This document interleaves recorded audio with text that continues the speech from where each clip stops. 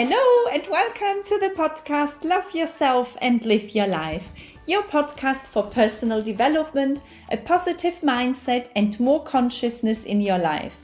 My name is Jolanthe and I'm so incredibly grateful and excited today because today I have an interview for you with one of my most favorite authors ever, Sergio Bambaren. Sergio has written 26 books, of which some of them are bestsellers. For me, Sergio is one of the most inspiring people. I had to listen to the interview a second time because there was so much value in there, and I'm still so overwhelmed of having had the interview with him. In this interview, Sergio will be sharing his journey from being a successful CEO to becoming a best-selling author. And what Sergio simply did is he followed his dreams and he found the true purpose of his life. Listen to this interview, enjoy it, and get inspired by his journey.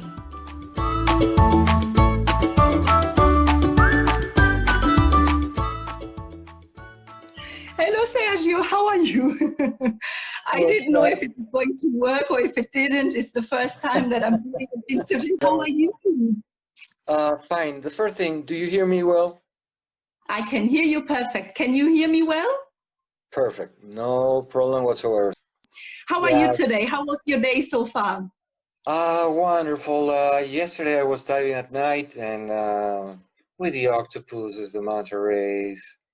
It was mystic. And today, like anyone else's day, Yes. doing things, but being happy. Oh, yes, that's wonderful. So tell us, where exactly are you right now? Okay, Jolanthe, I have decided that right now I'm in Tenerife in the Canary Islands. Mm-hmm. And I fell in love with the island because I can imagine. I can dive, I can surf. It's surrounded by ocean, by water. That's where I feel my best. And this will definitely be my base in Europe for every time I have to stay in Europe for my tours. Yes. And I'll live at least 6 months a year here in Canary Islands. I love it. Yes, that's a beautiful place that you have chosen. I'm not surprised. It's sunny. It doesn't get that hot. There's always a fresh breeze from the ocean. And from my balcony, I have a view of the ocean that money cannot buy. So beautiful. Yes, I can imagine. So I know you for about 17 years. I think the first book I got from you was, where is it now? There we are. That was my first book that I bought from you. It's the Dolphin, that's the German version. And I think I read this book twice and I fall in love with this book. And since then I was showing the other people already. That's all the books that I have from you so far. And so I know a little bit about you. I know how it started, but I'd like you to introduce yourself a little bit. What did you do before you became an author? Because I like this story of you a lot, and I think it's so inspirational. So if you don't mind sharing that with our listeners. Thank you for the question, Jolanthe. I'll try to make a long story short. I am Peruvian and Australian. I was born in a city, in a house in front of the ocean. When I was 7 years, I discovered surfing and dolphins. And I knew I was going to be hooked for the rest of my life. I studied in a British school, and then, surfing was the center of my life. And I had the chance to go and to study to the States. So basically, by career, I'm a chemical engineer with an MBA. And But can I tell you a secret? Yes. I went to the States not to study in the States. The real plan was every time I had a holiday, I would go to surf to places like Mexico, Hawaii, California, Central America. So, yeah, of course, having a career. But the main thing was I had this dream since I was a kid of surfing all around the world. When I was a kid, I would read all these surfer magazines, and I remember I had a whole wall in my bedroom with all these amazing mystical places that seems to be so far away. And I said one day I will do it. It's my dream. But life works in I always say it, life works in strange but wonderful ways. I studied in the States. I finished studying there. Then I will return back to Latin America. But, I love traveling because I love meeting different cultures. But it's not the traveling because of the cultures. It's because of the waves. Soul surfers have to always be, at least me, I love to travel, always finding a new wave, a new place where to surf. Okay. So I decided to migrate to Australia. And again, Australia was the base. But the point is that I was so close to places like Fiji, New Caledonia, the Kermadec Islands, Tahiti. So I went to all those places surfing, and that's what made my life. Now, what happened? For some reason that I still don't understand, I was working for a UK company, UK Steels at that time. And I started to really, and I say this in a very humble way, I started to move up in the company very fast. And I don't remember exactly, but when I was 30 something, I became the CEO of this multinational company, and I was in charge of Asia, all Asia, and Australia and New Zealand. Yes. And at the beginning, I was delighted because that meant that I could surf in all through Asia. But it's very difficult to say this because I have a very, maybe a different way of thinking. Not too many people will think like me. But if there's one thing that is so important to me is to be consequent with myself and live the life I came to live in this world.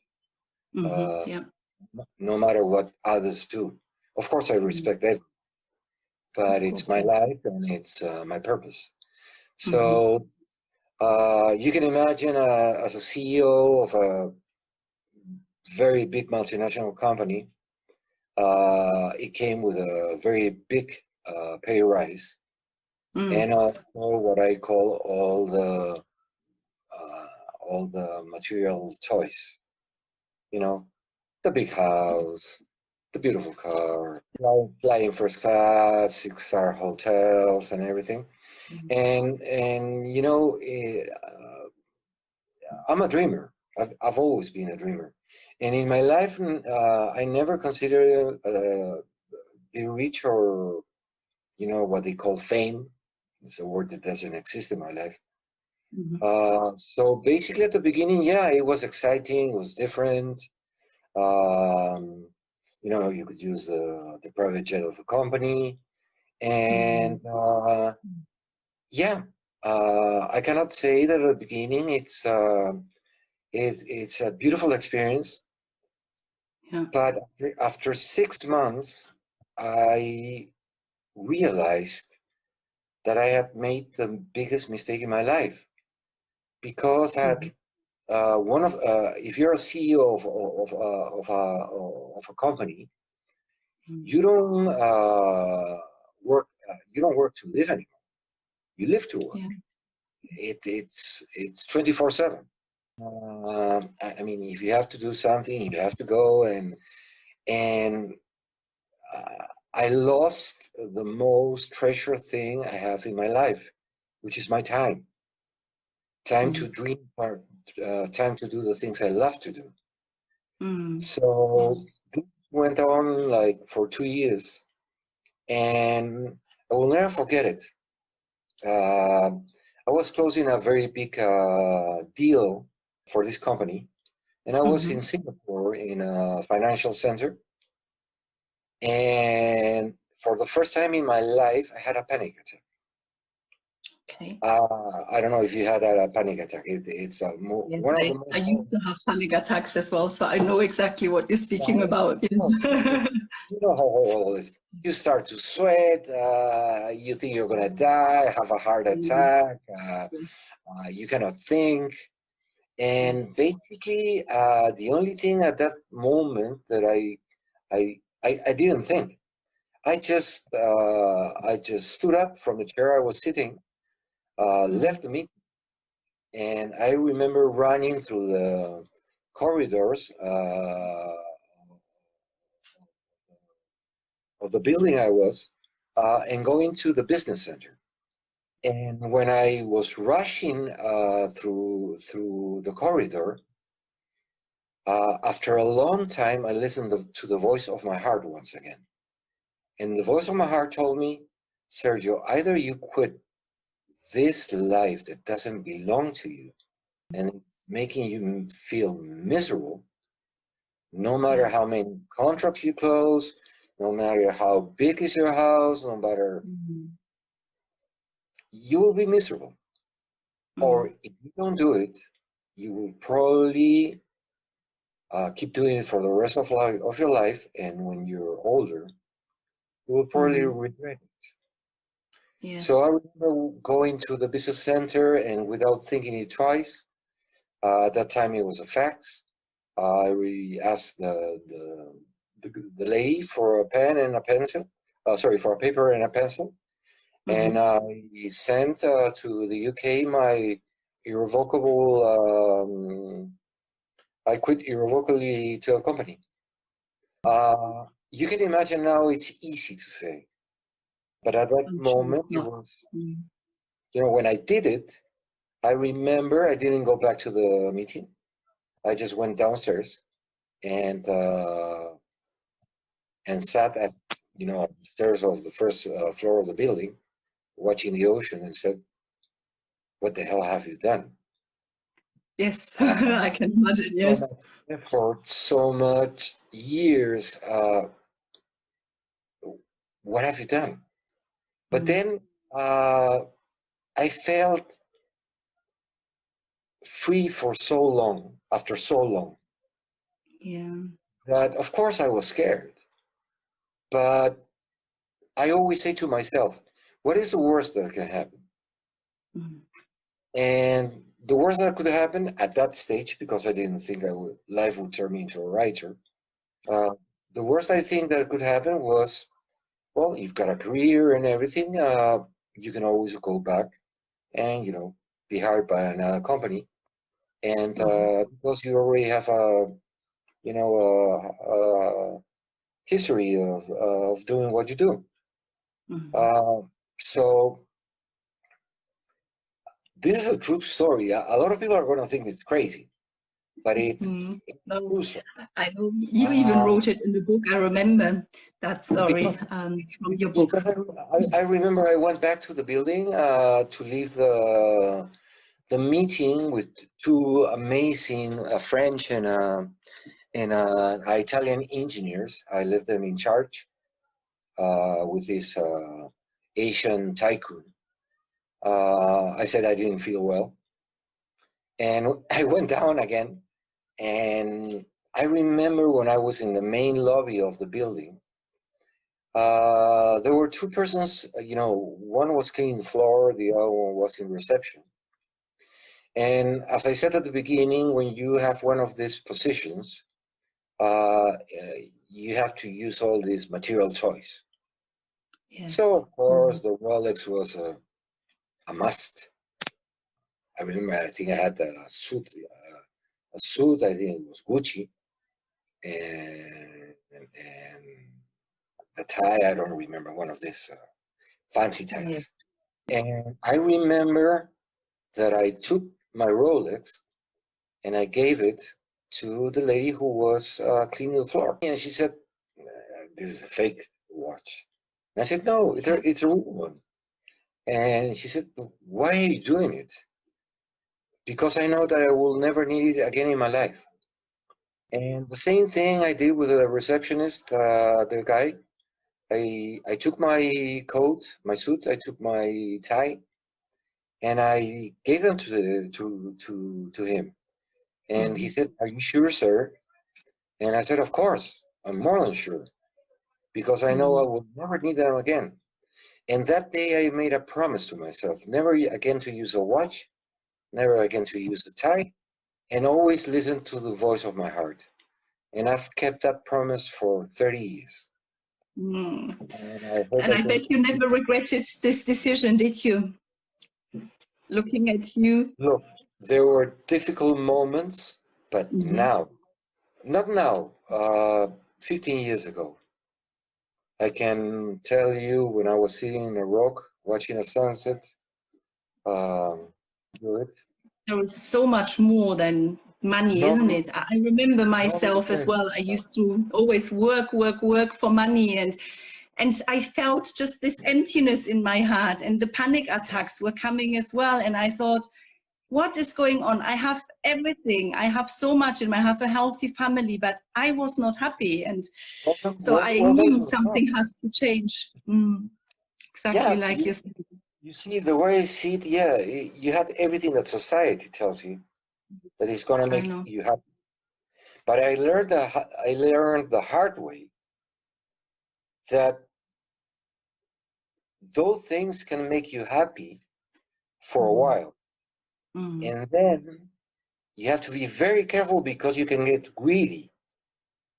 And then the big house is not big enough. And then the expensive car is not good enough. And it's like a race that never ends.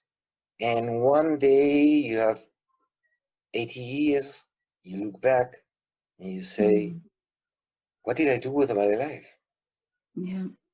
So the things I've learned through all this journey called life is I learned to be, I learned to live instead of existing. I learned to be rather than to have. And if I have, to share it with others. And it's so simple to be happy. The secret is to stay simple throughout a lifetime. Right now, I have a small apartment here in the Canary Islands with a view that money can't buy. So I have a roof. I have my financial peace of mind, which is not too much. So I don't have to worry about paying the bills. I got all my equipment to dive, my board, my surfing board, my guitar, a lovely woman I love, a beautiful son that I'm gonna see very, very soon, and all the memories of all these amazing things I've done throughout my life. So I wish that's true, because yes, you're so right, and exactly, and that's what I find so inspiring about you, because very often we think we need all these material things to feel as someone, but in fact, what do we take with us when we go, when we leave this world? We take memories.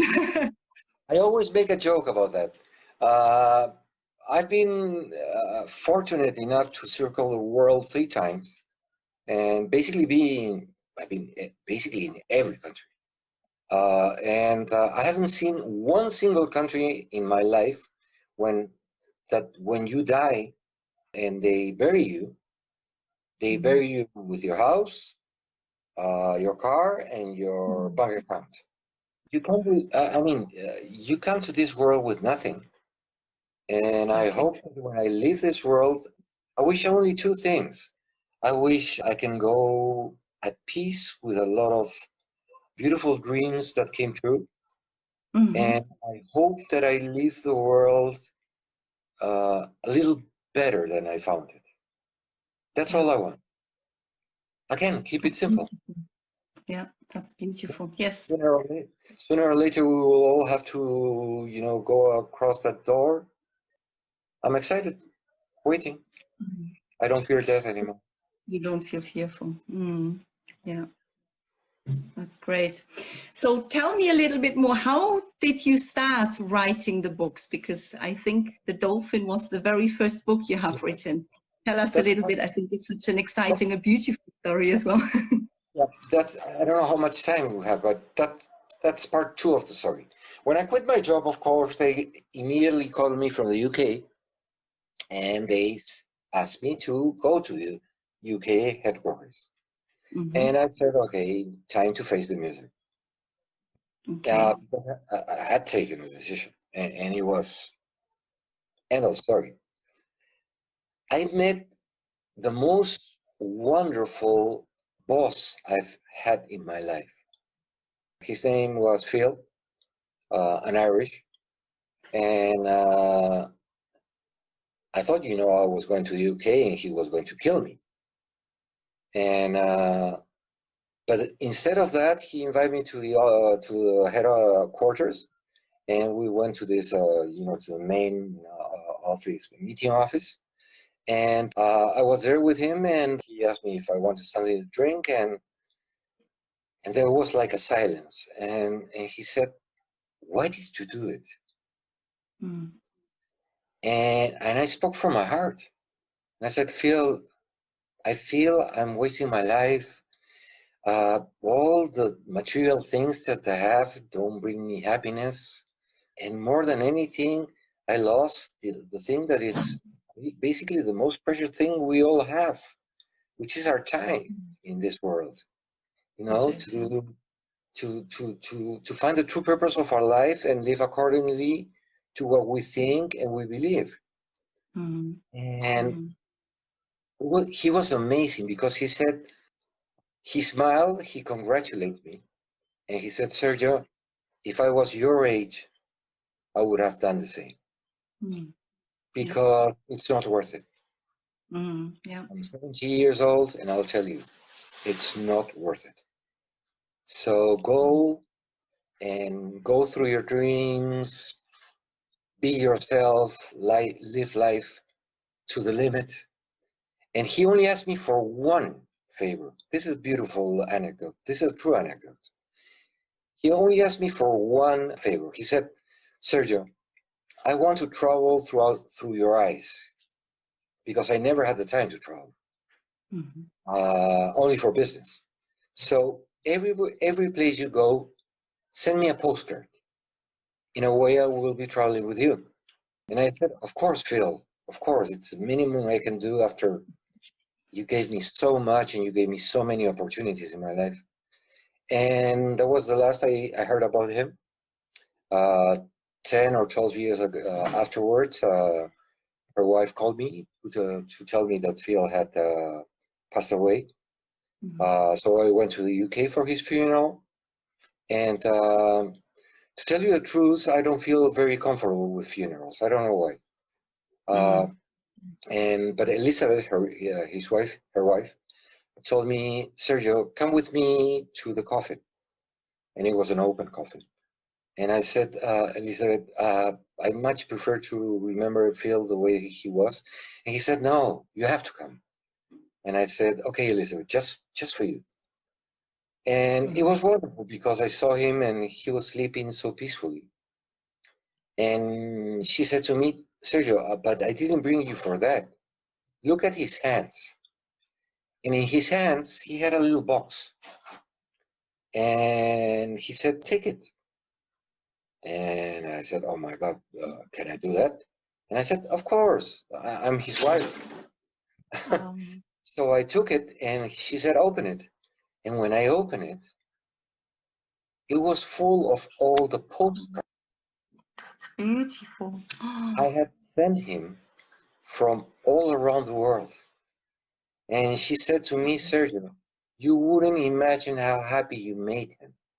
I was going Every to say. time he sent a photo one from Thailand or from, I don't know, from China, from Russia, from any corner of the world, because basically he was traveling with you. It was such a strong moment and a mystical moment. So I said goodbye to Phil and mission accomplished. And then I started to realize that I could make people happy.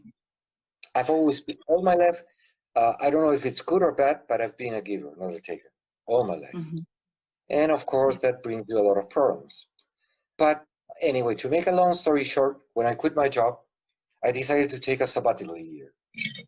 I went to the UK. I bought one of these used vans, camper vans, that it's normally in London, you can buy them. And then they repurchase them after a year. And my dream was to go surfing to Portugal, to France, and to Spain. The only thing I took with me were my guitar, my surfboard, my dreams, and a laptop that you can imagine 20-something years ago, 20 kilograms, and I remember that the letters were green. It was an MS-DOS system, I think. I mean, nothing existed at that time, no cell phones, nothing. So I went surfing to France, I went surfing to, and again, exploring, you know, beautiful. And I fell in love with Portugal. I was trying to stay there for a week. I stayed 3 months, and I loved it. So simple. People at that time, they still walked. They didn't run. They gave themselves time to smell the roses. You know, it wasn't that chaotic like that we live now. And we're always in a hurry, you know, thinking we're doing important things. When I speak, I only speak about myself, Jolanthe. I respect everyone else. I can only speak about my experience in life because I've seen both sides. And I parked my camper, and the only reason I took the laptop was that in order to make a real story, I mean, it would have been so simple for me to take a sabbatical year, and when I came back, of course, I had a huge bank account, I had the house, I had a beautiful car. I gave everything away. Everything. I was 30-something years ago, and I only had 10,000 euros in my pocket in a dream. And the reason I took my laptop was because I was going to take a sabbatical year. I had to be very careful with the money, so it would be enough money for a year. So I bought a camper in the UK, in London. I crossed the channel, and then I went through all Europe, but basically surfing to Spain, France, and as I said, to Portugal, and I fell in love with Portugal. I stayed, I remember, in a camping site called, very close, it's in La Marginal, like 15 miles from Lisbon, in the coast, with a beautiful view of the ocean. And it was in front of a surfing beach called Guincho. And it was full moon. At night, the ocean looked like, it was like a silver mirror. So I could surf at night too, because the waves were not too big. And one day I went into the water, and from nowhere, this dolphin appeared. All my life, I've swim with dolphins, with whales, with manta rays. The ocean is my life. But it was very strange because you normally don't find dolphins in Portugal. The water is too cold. And, but again, you know, every time I would go into the water, the dolphin would come. And this happened for 3 days and 2 nights. I went surfing at night. And you can just imagine this scene of, you know, just surfing with the moon, you could see the wave. Yeah. And on top of that, this dolphin surfing the wave with me. It was mystical. It was, those moments in life that really touch your life. It was a wild dolphin, so the third day, the same way it appeared, it just went away. Yeah. It's a wild dolphin. A wild dolphin is a wild dolphin. And don't ask me why. Every time I would go back from surfing, I would go to my laptop and to my van, and before going to sleep at night, I would always open my laptop to write the expenses of the day, how much I had spent in food, how much I had spent in petrol, in gas, because I was in a very tight budget. Mm-hmm. And after this experience with this magical dolphin, the only way I can explain it is I had like a catharsis, and I started to write in my computer. I didn't even remember what I wrote. It just came straight from the heart. And I did it for 2 or 3 weeks until I felt I had nothing else to write. I closed my laptop. I never read it again. And in a way, by freeing my heart of my past life in the business world, I finally found the key to open the golden cage I had placed myself in. And when I went out, I again saw the world like children do. And more than liking it, I left it. All these society ideas were gone. All this, you have to do this, you have to do that. No, you're crazy. No, the noise was gone. And I could hear myself and start to build a life based in what the true purpose of my life was. And because I think everyone comes with a purpose. It's just a matter of, like Steve Jobs said, follow the dots. So that was the story. I sold my camper. I went back to Australia, to Sydney, and I was hired in a job that I could work from home right now, like with the virus, and I left it because, of course, they paid me much less than they used to pay me, but I was thrilled because I had my time. And if, for example, if there was a beautiful swell coming on a Wednesday, I would go surfing, and then I would do the work I had to do on Wednesday, I would do it on a Saturday. So I was in charge of my life, and I loved it, my freedom. The other thing I learned was that in school they taught me that angels have wings. But I've found throughout my journeys around the world that there are so many angels that have 2 legs and 2 feet, and they are walking all around. They're everywhere, like you. And these 2 friends, for some reason, they read what I wrote. And they said, why don't you send it to a publishing house?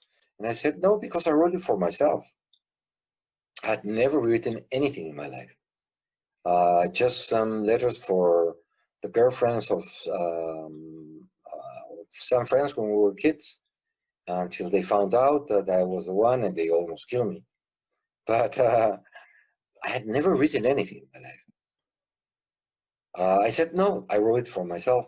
And after 2 weeks, I got a call from Random House Australia. I remember her name, Margaret, asking me that they wanted to publish my book. And I said, what book? The one you sent us. And I said, I didn't send anything. Well, I have here an envelope with your name, your phone. That's the reason why I'm calling you. And then I realized that these 2 friends, these 2 angels, had sent the manuscript without asking me. And I So said, well done to them. Thank you to your friends. Thank you for all the beautiful books. Amazing. life works in strange but wonderful ways, Jolanthe. Only thing I can tell you, and I accept it. Yes. So basically, what happened next was that, okay, I signed a contract with Random House. Why not? Wonderful to publish a book.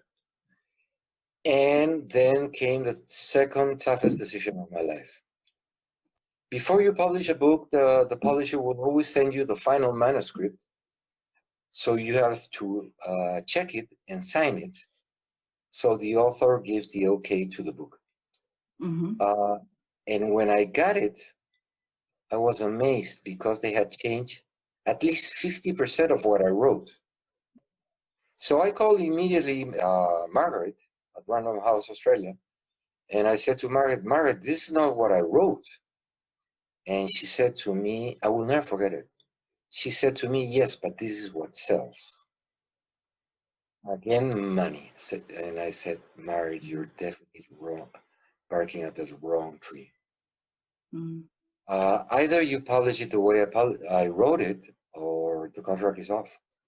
And again, I heard the same story when I quit my job. You know, we are the experts. You're making the worst mistake of your life. You will regret it one day. We're a Random House, and you don't know who you're dealing with. And I said, look, maybe I will regret it one day. But if I regret it, by being true to myself, I have a huge advantage. Just myself. And it's not going to be based on what others tell me. And if I'm right, well, I'm living the life I was supposed to live. And okay, anyway, the thing is that the contract was broken. She said, no, we won't publish it the way you wrote it. And again, these two wonderful friends and angels said, Sergio, is there any problem if we self-publish the book? And I said, no, as long as you do it exactly the way I wrote it. And one of them was a photographer who specialized in thunderstorms and dolphins. And the first version that came out in Australia was self-published. I wasn't a well-known writer. I mean, I had never written anything. So they could only place them in esoteric shops, not in the big chain stores. I say this in a very humble way. For some reason, the book in the first year in Australia sold more than 100,000 copies. And then somehow it came to the hands of some publishers in the Frankfurt Book Fair, which is the biggest book fair in the world, in Frankfurt. And then it was like a snowball. And now I'm here just talking with you. And that's exactly this beautiful book. Happy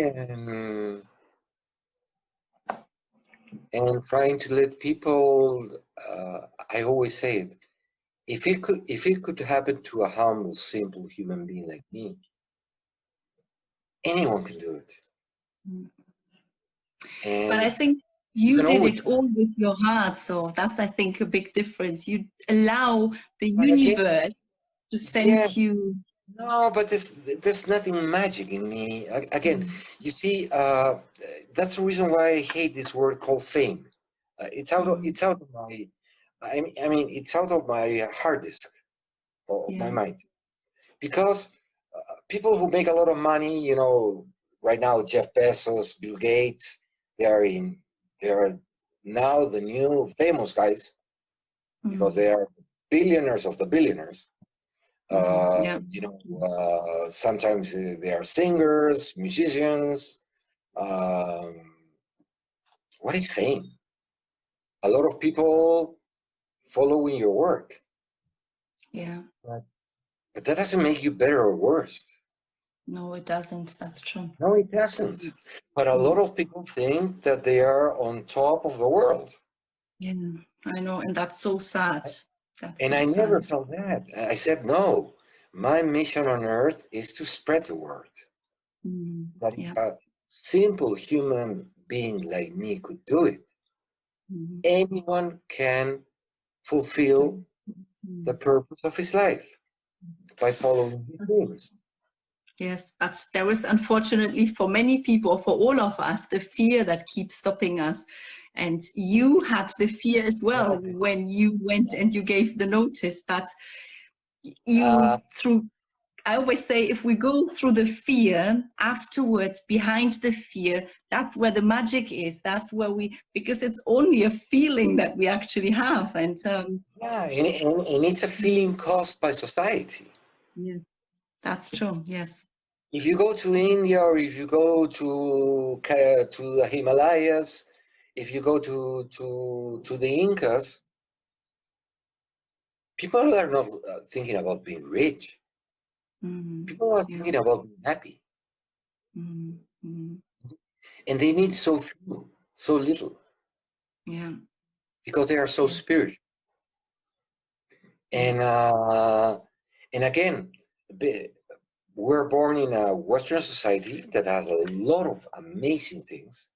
You know, I love. I was blessed to be born in a Western society.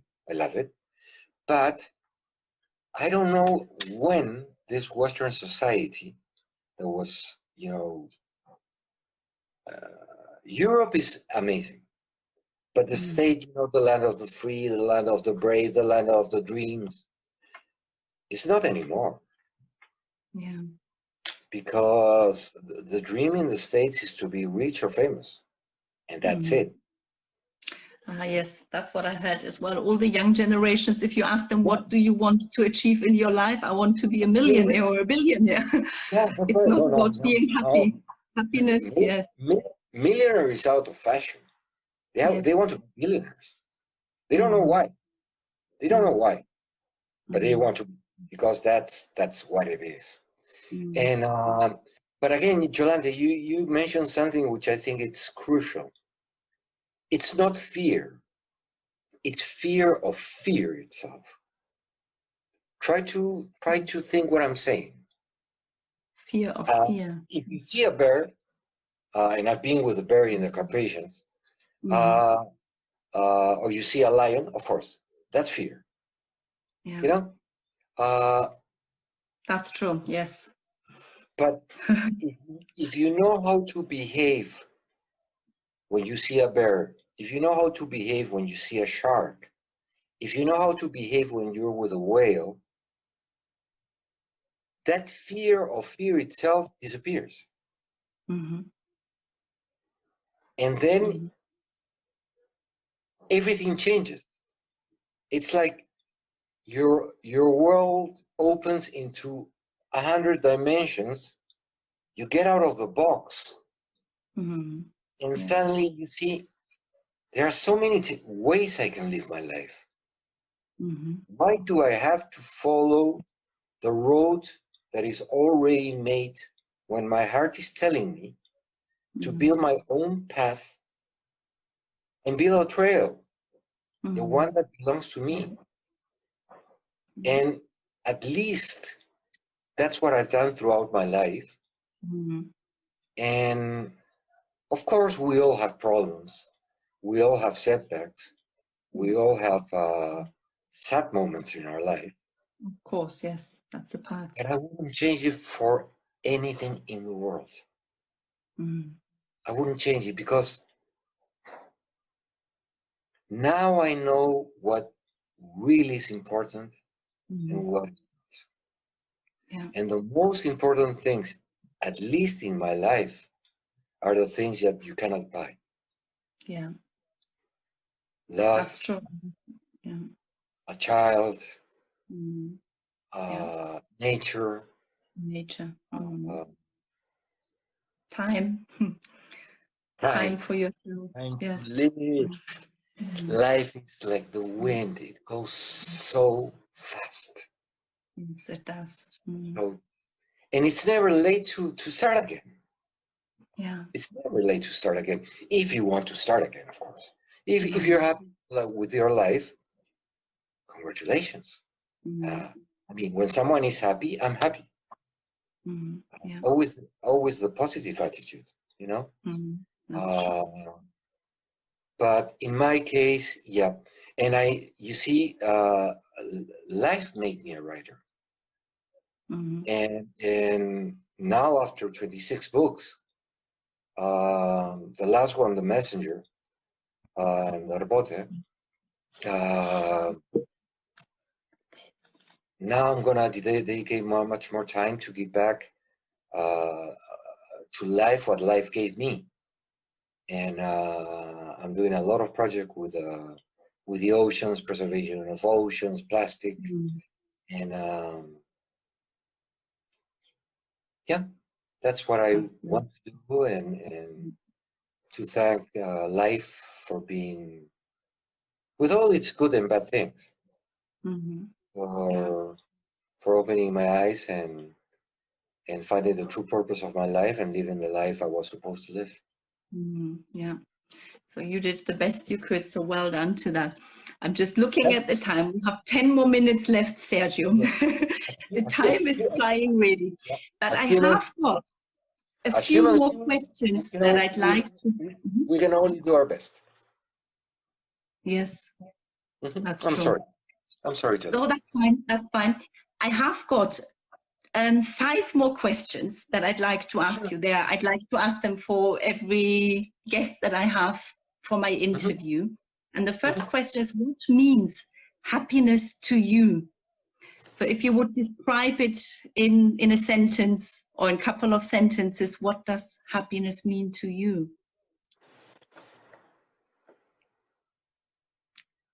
Happiness, again, for me is living rather than existing, being instead of having, being simple, being healthy, a small financial peace of mind, that my son is okay, and that I hope I can still find a surfing spot, a new surf spot where to surf. Oh, that's beautiful. Yeah, very nice. Really nice. It really reflects it all for you. Perfect. So the second question, the 3 things that you learned in your life, the 3 most important wisdoms that you have learned through your life. If you would share it with us, what would those be? What were your 3 biggest learnings? Okay, from the top of my head, it's very difficult, but what comes to, I always listen to the voice of my heart, so I'll let my heart talk. Yeah, perfect.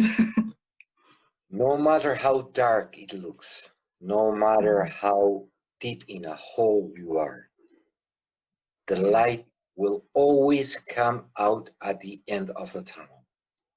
Don't give up. Beautiful. Never give up.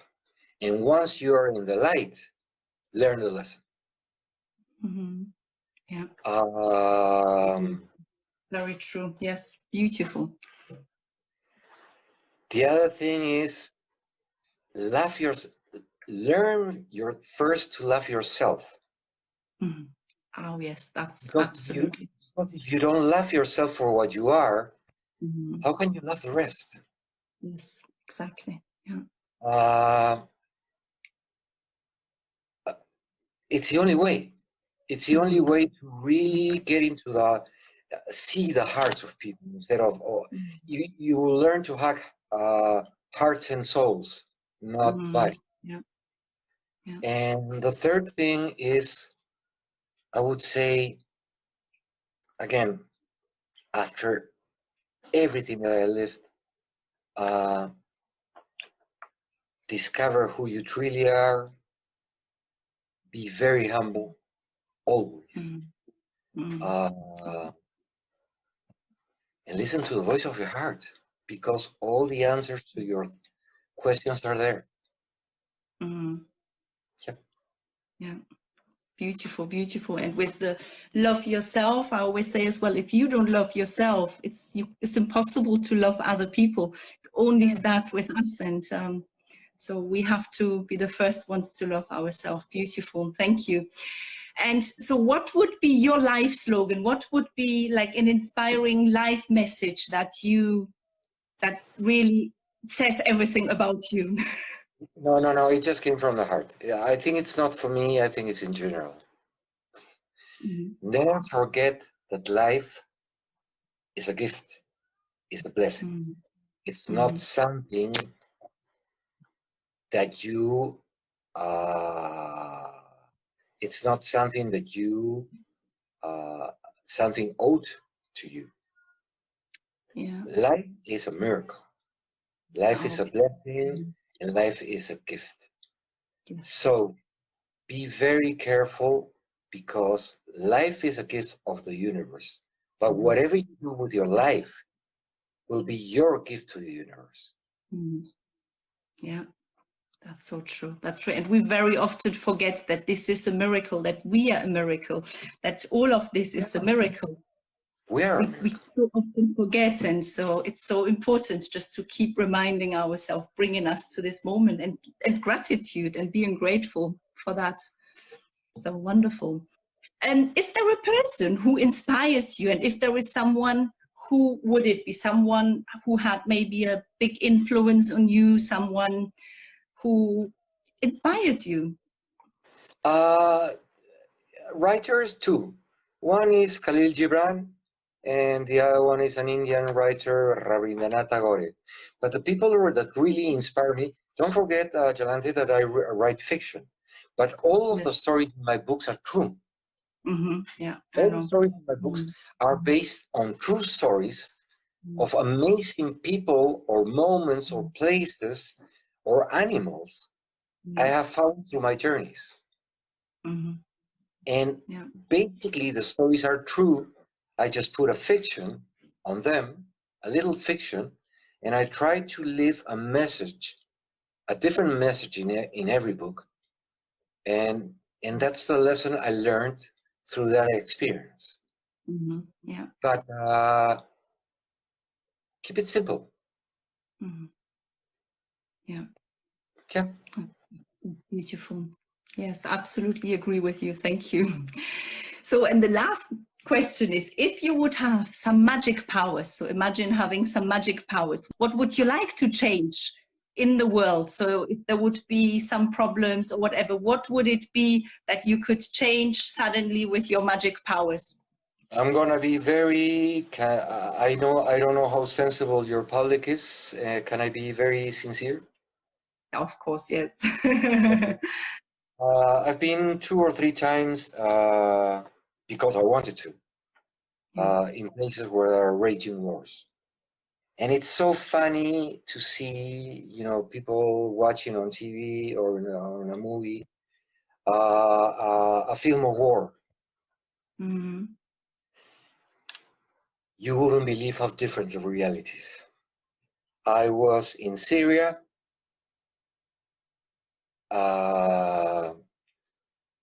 helping some people, and I remember this guy with 4 of his kids, and traumatized, because every time they hear the whistle of a bomb coming, that's their daily life. But the thing that shocked me is that we don't know if it was Russian or American, but what these guys call collateral damage.